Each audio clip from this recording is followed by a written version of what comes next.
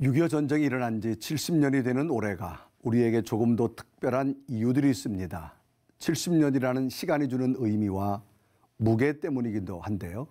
오늘은 이와 관련해서 이야기 나눠보겠습니다. 기독교 통일학회 설립회장이시고 백석대학교 부총장을 지낸 주도흥 교수, 북한기독교총연합 회장 이빌림 목사 두 분 스튜디오에 모셨습니다. 자, 두 분 어서 오십시오. 안녕하십니까? 반갑습니다. 자, 요즘 코로나 어떻게 잘 견디고 계시죠? 네, 굉장히 힘드시겠습니다. 자, 먼저 우리 두 분의 한번 단체를 제가 좀 소개받으려고 하는데, 우리 주 교수님이 설립한 기독교 통일학회, 그것하고 또 하나 우리 이빌림 목사님 회장으로 섬기고 있는 북한기독교 총연합회 두 단체에 대해서 한번 어떤 단체가 좀 생소하기도 한데 우리 주 교수님 한번 좀 말씀해 주실까요? 네. 기독교 통일학회는 2006년도에 네네. 시작이 됐습니다. 그러니까 14년 지나 네. 15년째를 가고 있고, 그다음에 신학뿐만 아니라 정치, 법률 여러 학자들 한 75명이 모여서 발기가 되었고 시작이 되었고, 세 가지 목적이 있었습니다. 첫째는 성경적 통일관, 성경에서 남북의 분단과 통일을 어떻게 말하고 있을까. 네. 그다음에 두 번째, 그 연구를 통해서 한국 교회를 깨우자. 성경적 통일론, 이데올로기가 아닌 복음에 입각한 통일론을 한번 계몽하자. 세 번째는 그럼 우리가 그 성경적 통일론의 근거에서 우리가 한번 활동하자. 이것이 목적이었습니다. 자, 우리 목사님 북한기독교 총연합회 어떤 단체인가요? 예, 북한기독교 총연합회도 2006년도에 탈북민 사역자연합회로 시작했다가 2011년도에 정식 사단법인으로 북한기독교 총연합회로 이름이 변경이 되었고요. 여기에는 복음 통일을 위해서 또 열방까지 하나님 나라 복음의 증거를 위해서 북쪽에서 내려온 우리 탈북민 출신 목회자들 그리고 선교사들, 사역자들이 중심이 되어서 활동하고 있는 단체입니다. 이 단체 안에는 탈북민 출신들 가운데 교회를 개척하신 분들도 여기 다 들어와 있고, 그리고 현재 집도 각 신학대학에서 공부하고 있는 신학생들도 들어와 있습니다. 저희 단체는 한 세 가지의 방향을 갖고 우리가 기도하면서 지금 가고 있는데, 첫째는 북한이 앞으로 열린 이후에 어떻게 하면 저 땅에 한국교회와 함께 북한 내지에 있는 지하 성도들을 세워주고 또 그 땅에 교회를 재건할 것인가, 이런 준비를 하고 있고요. 그 다음에 두 번째로는 중국이나 기타 제3국에서 고통당하고 있는 북한에서 배고파서 그리고 북한에서 살기 어려워서 나온 탈북자들을 그들에게 복음을 전하고 그들을 그리스도의 사랑으로 끌어안아주는 그 사역을 제가 중점으로 하고 있습니다. 그리고 국내에서는 한국교회와 함께 통일 기도 운동을 하고 있고, 또 국내에 들어와 있는 우리 약 3만 4천 명의 우리 북한 이탈 주민들 대상에서 그들에게 복음을 전하고 그들을 신앙 공동체로 세우는데 주력하고 있습니다. 특히 이제 우리 6.25라고 하는 70주년을 맞으면서 이 전쟁에 남긴 상처가 굉장히 참 큰데, 그 중에 하나가 바로 분단이라는 아픔인데, 우리 목사님도 특히 이 목사님 북한에서 남한으로 탈북하셔서 목사님이 되셨는데, 목사님의 고통 뭐 실제적으로 어떤 게 많이 있으셨습니까? 저는 아픔이 크죠. 모든 분들도 다 동일한 마음이지만 저희 할아버지도 6.25 때 참 동족 상쟁, 이데올로기에 의해서 인민군으로 남쪽으로 내려왔다가 인천 상륙 작전이 진행되고 북쪽으로 퇴각하면서 그만 이 남강원도 오는 지역에서 돌아가셨다는 이야기, 전사했다는 이야기를 들었는데, 저는 어릴 때 사실 태어나서 반드시 통일을 하되 이 남쪽을 적화통일, 우리 김일성 수령님을 서울 광장에 모시고 제주도에 가서 한라산에 인공기를 꽂고, 저는 그런 생각을 북에서 늘 하고 살았습니다. 그런데 이 남쪽에 내려와서 제가 보니까, 예수님 만나고 보니까 역사관이 달라지고 그리고 우리가 다시는 이게 전쟁이라는 방법 서로 찌르고 서로 쏘는 방법으로서는 절대로 통일이 되면 안 되고 복음적인 평화 통일이 돼야 된다. 한 사람도 이 땅에 희생되는 사람 없고 전쟁이 일어나서는 안 된다. 그런 마음 갖고 1907 어게인 네. 100년 되는 해에 네네. 그게 아마 제가 기억으로는 2007년도였던 걸로 제가 알고 있는데 네네. 그때 장충체육관에서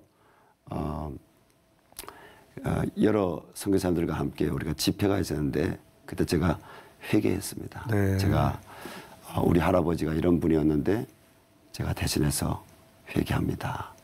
우리가 다시 싸우지 말았으면 좋겠습니다. 그때 그렇게 남쪽에 있는 우리 국민들 또 우리 기독교인들에게 용서를 구하고 복음적인 평화 통일이 이루어지자고 그때 기도했습니다. 자, 그리고 목사님은 지금 북에서 남한으로 오셨는데 아까 이야기 중에 서울에 동상을 세우고 제주도에 뭐 한라산 인공기를 꼽고 자 그러면 북한에 출생하셨습니까 거기서? 예, 그 출생. 그러면 거기서 몇 살 때까지 북한에 계셨었나요? 저는 약 20대 후반까지 북한에 있었고요. 네네. 예, 그 이후에 중국을 통해 나오면서 예수님 네. 만나게 되었고, 네. 예, 그리고 이 국내에 들어온 지는 이제 한 20년, 20년. 예, 가까이 되고 있습니다. 그러니까 어려서부터 성장 20대 청년까지는 어떤 북에 대한 사상 체계가 굉장히 그 깊이 박혀 있었던 거라 저 추측합니다. 그렇죠. 네. 예. 네. 자, 그러면 이런 분단의 아픔이 지금도 또 선조들의 할아버지들의 어떤 그 전사의 모습을 보면서 가슴에 되새기게 되어지는데 자, 이 6.25 전쟁을 보면 사상자가 굉장히 많았잖아요. 어떤 종족산적인 비극인데 자, 우리 주 교수님 이 6.25를 지나면서 이거 엄청난 사상자 어떻게 보시나요? 제2차 세계대전 때 네. 유럽 대륙에 떨어진 포탄수를 넘어서 한반도에 작은 한반도에 떨어졌다. 네네.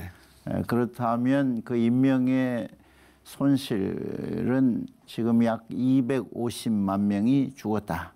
남과 북을 네네. 포함해서 죽고 수많은 부상자 그리고 그에 따른 이상가족 6.25 당시에 미군 장교가 보고가 있는데 이런 보고가 있어요. 헬리콥터에서 비행기에서 포격할 목표가 한반도에 보이지 않는다. 네. 그만큼 산산조각이 나버린 네. 그런 나라가 됐고 그 이후로 분단 70년 이렇게 되고 있잖아요. 그러니까 전쟁은 우리 이빌리 목사님도 말씀했지만 진정 참 악이고 네네. 참혹한 네. 참상을 우리에게 준 거죠. 네. 그래서 평화가 하나님께서 우리에게 평화의 사도로 보냈다. 이 말이 무슨 말인지가 실감이 나는. 자, 우리가 역사적 자료를 보면 이 부분 유엔군 참전하면서 젊은이들이 전 대한민국을 위해서 목숨까지 바친 이 이유, 근본 우리 주 교수님 어떤 입장으로 볼 수 있을까요?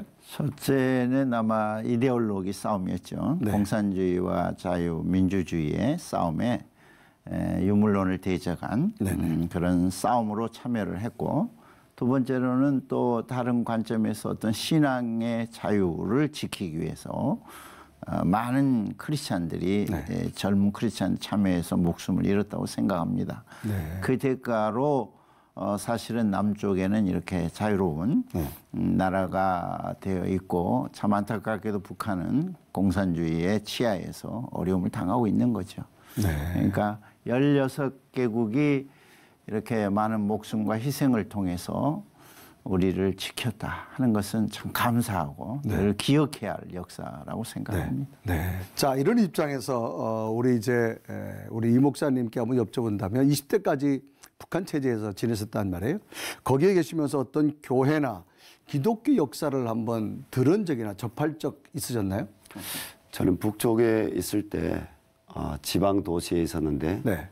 전혀 교회란 이름도 들어본 적이 없고 네. 그리고 기독교, 불교 이런 말도 들어본 적이 없고 예수님에 대해서 하나님에 대해서 들어본 적이 없습니다. 네.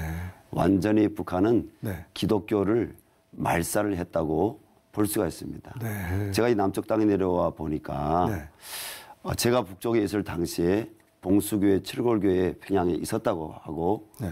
또 우리 남쪽에서도 정말 기독인들이 북쪽에 있는 주민들 그 참상, 고난 행군과 참상을 안타깝게 여겨서 우리 CCC 김준고 목사님과 또 많은 정말 기독인들이 북한에 저점소 보내기 또 국수, 분유 보내기 여러 가지 많은 활동을 북에 가서 했지만은 그것을 담당한 담당자들은 몇 사람은 이들을 만나는 사람들은 남쪽의 기독교가 이렇게 사랑을 갖고 있고 이렇게 도와주고 있구나. 하지만 일반 주민들은 전혀 교회란 말이나 기독교 사랑에 대해서 들어볼 수가 없었던 거죠. 네. 혹시 지하교회라고 하는 것도 못 들어보셨어요? 북한에 있을 때도 지하교회란 말도 전혀 들어본 적이 없고요. 네네. 예. 종교적인 활동을 하다가 네. 간첩, 네. 종교적인 활동하다가 그 보위부에 체포돼 갔다. 네. 이런 이야기는 그 집에서 뭐 이상한 책이 나왔다. 그 두목이 집에서 네네. 이상한 책이 나왔다. 그런 이야기는 제가 들어본 적은 있죠. 하지만 그게 기독교였는지 저는 전혀 모르고 있었고. 그럼 결국 목사님은 북한에서 탈북하셔서 중국에서 예수님 만나고 예. 이제 목회자의 길을 가게 되어지며 또 북한 주민들을 위해서 정말 복음의 열정을 가지고 지금 사역하고 계시는 그런 입장이라고 봐야 되겠네요. 예, 맞습니다. 중국에서 네. 제가 예수님 만났을 때 정말 제가 가난하고 네. 어찌 보면 어디 오갈 데 없는 나그네 같은 인생일 때 네. 하나님께서 제중동포교회를 통해서 예수님을 만날 수 있도록 네. 사랑을 베풀어 주셨고 한국교회와 또 디아스포라 우리 한인교회들 선교사님을 통해서 제가 복음을 더 자세히 알면서 내가 하나님 앞에서 이분들처럼 앞으로 살아야 되겠다. 하나님의 인애의 마음을 가지고 평생 고통당하고 가난한 사람들을 위해서 내가 살아야 되겠다. 그리고 예수의 구원의 복음을 지옥 가고 있는 저 북한 동포들에게 복음을 전하고 그때 제 하나님 만나고 그 중생을 체험하는 그 첫 아침에 네. 제 기도가 하나님 저 북조선 땅에도 교회가 세워지기를 원합니다. 네. 그 교회를 세울 수 있는 일꾼이 되게 해주십시오. 네. 제가 그렇게 눈물로 고백했습니다. 자, 우리 이제 주 교수님이 북한은 뭐 공산체제는 복음 자체를 말살하는 그런 제도적 어떤 국가를 가지고 있는데 자, 6.25 전쟁을 우리가 겪으면서 특별히 우리나라를 보면은 오히려 지나가 70년 역사의 6.25 전쟁을 보면 오히려 기독교가 확산되는 그런 계기가 되어졌다. 역사적으로 좀 볼 수 있는 어떤 의미인가요? 그러니까 평양이 제2의 네. 예루살렘이다. 네네. 당대에 북한의 서북 지역이 사실은 기독교가 아주 왕성했죠. 네네. 6.25 전에. 네. 그런데 이제 김일성이 공산당의 총지휘관이 되면서 기독교를 핍박하게 되고 네. 결국은 사실은 북한이 살 수 없으니까 6.25 전쟁을 통해서 남쪽으로 거의 대부분의 평신도와 목사들이 남하하게 되잖아요. 네. 남하게 되어서 사실은 이제 그분들이 뭐 부산으로 또 남부 지방 제주도로 전라도로 이렇게 흩어지게 되면서 또 그들의 뜨거운 신앙이 영성이 전파되는 그런 긍정적인 결과도 왔지만 안타까운 것은 북한의 기독교 말살. 사실은 동서독이 나누어질 때도 동독의 기독교인들이 남아서 핍박을 받으면서 목사들이 복음을 전하고 교회를 유지했는데 한국은 좀 뭐 지하교회 이야기하지만 좀 부끄럽게도 거의 대부분이 남하를 해서 사실은 북한에는 기독교가 말살되어 버리는 그러니까 한쪽으로는 확장되는 네. 결과가 있었지만 또 한쪽으로는 북한의 기독교가 없어져 버리는 그런 계기가 6.25가 됐다. 자, 그럼 주 교수님 우리 역사를 보면서 우리는 독일을 좀 볼 수 있는데요. 뭐 지금은 정말 분단됐고 세계에서 하나 대한민국과 북한 관계인데 독일도 40년 만에 어떤 통일의 분단의 과정을 겪게 되어졌는데 이 역사 어떻게 보시나요? 근데 그 방금 또 동독의 기독교 이야기를 했는데 네네. 그 독일 통일을 다른 말로 조용한 개신교 혁명이라고 말합니다. 네. 이게 사회학적으로 정치학적으로 풀 수 없는 문제가 독일 통일이었던 거죠. 네. 그래서 그 1년 전에 1989년 콜 수상이 한국에 왔을 때 기자들이 인터뷰를 해요. 통일 언제 될 것 같습니까? 그러니까 우린 지금 통일을 생각할 시점이 아닙니다. 그런데 그 89년 10월에 장벽이 무너지고 네. 90년 10월에 합법적 통일이 오는 거죠. 근데 거기에서 굉장히 중요한 역할은 독일 교회, 동서독이 교회가 통일의 중추적 역할을 했다. 아, 보이지 않는 예, 부분. 네. 그런데 서독이 분단 45년 동안 동독을 지원했습니다. 네. 그런데 복음을 전할 수 없는 상황이죠. 그들도 공산당이니까 절대 복음 전하지 마라. 그러나 우리를 돕는 거는 받겠다. 그럴 때 그들은 복음의 행동을 한 거죠. 네. 말을 할 수 없었기 때문에 그 복음을 디아코니아 재단을 통해서 그들을 사랑할 때 그들은 유지될 수 있었고 또 동독 공산당까지도 감동할 수 있었고 루터 500주년이 1983년에 일어나는데 그때 동독 공산당 서기장 호네커가 네. 루터 500주년 출생 500주년 기념대 준비위원장을 했어요. 네. 그 결과 어떻게 됐느냐? 잘못됐다. 아, 우리가 괜히 했다 이게 아니라 네. 호네커가 평가하기를 다음에 또 하자 이런 거. 왜? 너희들이 약속을 지켰다. 그리고 아주 페어플레이를 했다. 그리고 나름대로 정치 선전도 자기들이 할 수 있었겠죠. 그런데 83년 그거 하고 89년 무너지고 90년 통일이 오거든요. 20만 명의 크리스천들이 동독에 들어갑니다. 네. 그리고 루터 기념대회를 합니다. 어떤 결과가 왔을까요? 사실은 그것이 사회적으로 엄청난 파장이 이루어지게 되고 89년에 동독 장벽이 무너지고 90년 통일이 오는 엄청난 그런 계기가 됐다. 저는 그렇게 보고 있습니다. 그러니까 교수님 말씀 들으면 뭐 세계가 주목했던 독일 결국은 통일됐잖아요. 네. 그 내막에는 정말 보이지 않는 교회 역할 속에 하나님의 개입의 하심이 있었다라고 하는 걸 우리가 인정하게 되는데 보이는 사랑. 네. 실천적 사랑이 복음의 행위로 나타난 사랑이 동독을 움직였답니다. 자, 그럼 두 분의 얘기 이제 마무리하면서 지금 남북 관계 뭐 굉장히 또 급변하면서 뭐 세계가 아주 주목하는 그런 사건들이 지금 막 일어나고 있는데 자, 우리 이 목사님 이 지금 남북 관계 현 상황과 또 우리 앞으로 한국 교회가 어떻게 됐으면 좋겠다라고 하는 걸 한번 좀 짧게 부탁해 드릴까요? 예, 우리 전 박근혜 정부 때 네네. 개성공단에서 인력들이 나오게 되고 또 개성공단이 닫힐 때 저는 북쪽 땅을 바로 울었습니다. 네. 왜냐하면 그 북쪽 땅에 개성공단에서 5만 명이나 되는 근로자들이 일했고 네. 그 가족들까지 추산한다면 한 20만 명이 그래도 작은 아직 영토적인 통일이 아니지만은 그 안에서 작은 이런 통일을 경험하면서 그들이 자기들이 일하고 수고하는 대가로 얻어서 먹고 살 수가 있었는데 단절이 되니까 그들이 얼마나 고통스러울까. 그들이 일자리 있고 그들이 이제는 어떻게 먹고 살 수 있을까. 그것 때문에 저는 고난의 행군 경험했던 사람이기 때문에 마음이 아파서 많이 울었고요. 최근에 지금 지금 개성에 있는 우리 남북 사무소를 네. 폭파했잖아요. 네네. 그걸 바라보면서 처음에는 어떤 분노가 올라왔는데 분노보다도 그 이후에는 불쌍한 마음이 네. 오죽했으면 폭파했을까 그런 마음도 들고 네.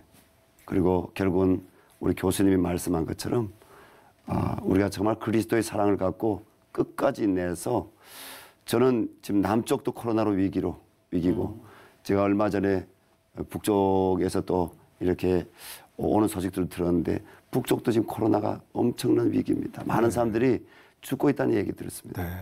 저는 이 위기 가운데 우리 남쪽에 있는 그리스도인들이 정말 하나님께 회개하고 이 남북한 이 복음 통일을 위해서 하나님이 오히려 이것을 기회로 주시지 않을까. 네. 그런 믿음을 갖고 우리가 북한을 품기 위해서 더 기도한다면 하나님이 이 땅에 하나님의 은혜와 인애를 나타내시지 않을까.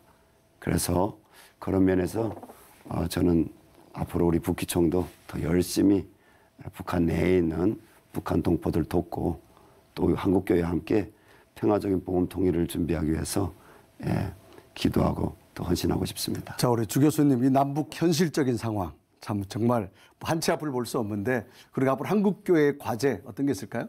한국 교회가 저는 비둘기처럼 좀 순결하고 네. 복음에 서서 순수한 복음적인 그 삶을 추구하고 좀 뱀처럼 지혜롭게 또 여러 가지 정치적 상황, 환경, 남북관계 복잡하잖아요.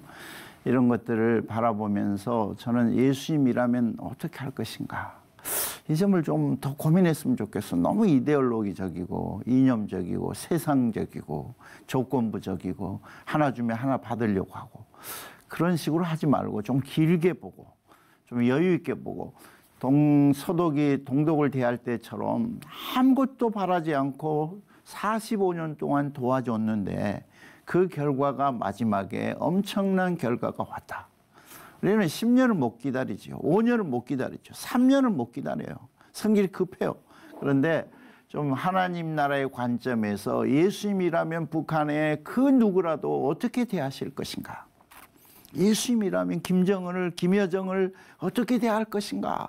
그렇게 이념적으로 대하고 넌 빨갱이지 이렇게 대할 것인가? 아니면 정말 불쌍한 양으로 그들을 대하실 것인가? 이런 자세를 갖고 한국교회가 정말 복음에 설 때 한국교회의 부흥은 일어날 것이고 한국교회는 새로워질 것이고 한국교회는 남북의 문제에서 세상의 별처럼 캄캄한 밤 별처럼 빛날 것이다. 이 숙제를 풀지 않는 한국교회는 영원히 세속적이 될 것이다. 저는 그렇게 봅니다. 자, 우리가 무엇을 기념한다고 하는 것은 그 기념 속에 또 의미를 되찾고자 하는 건데 70주년에 된 6.25 기념 두 분의 말씀 속에서 정말 복음의 정신, 하나님의 마음, 예수님의 마음으로 다시 우리가 품고 6.25 70주년에 새로운 의미가 교회와 성도들이 해 나가야 되겠다 생각되면서 특히 이를 위해서 두 분이 사역하는 이 사역 속에 더 큰 하나님의 큰 인도함이 함께하기를 저도 함께 기도하겠습니다. 두 말씀 고맙습니다. 감사합니다. 감사합니다.